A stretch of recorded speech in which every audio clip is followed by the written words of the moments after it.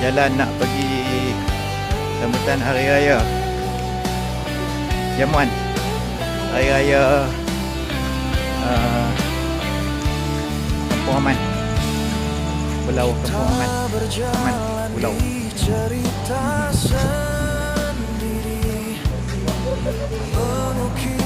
Semua dijemput Lancung. Kami boleh curi makan malam ni.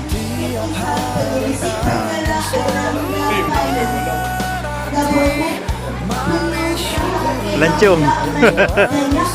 Pelancong. Oi.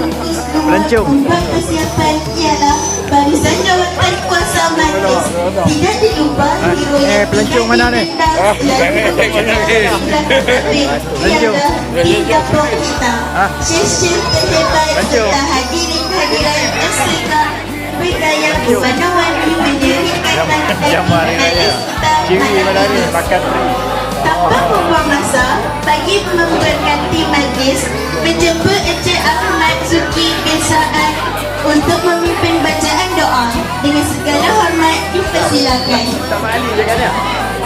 Tak Mak Ali. Kau panggil. Jangan balik ni. Ni teror ni. Yang memang kita mana orang boleh teror. Assalamualaikum warahmatullahi wabarakatuh.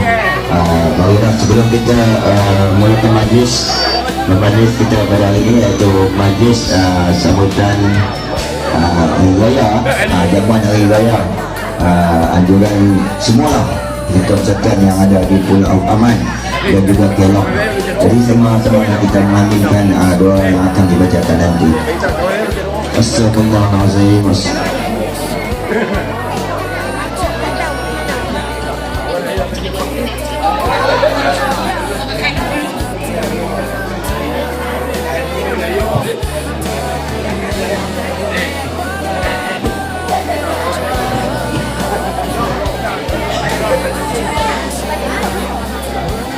الفاتحة. أعوذ بالله من الشيطان الرجيم. بسم الله الرحمن الرحيم.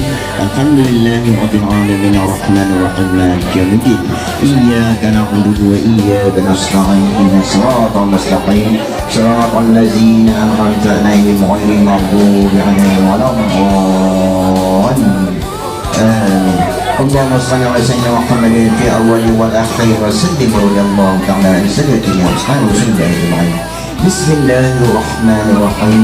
الحمد لله رب العالمين والصلاة والسلام على سيدنا محمد وعلى آله وصحبه أجمعين.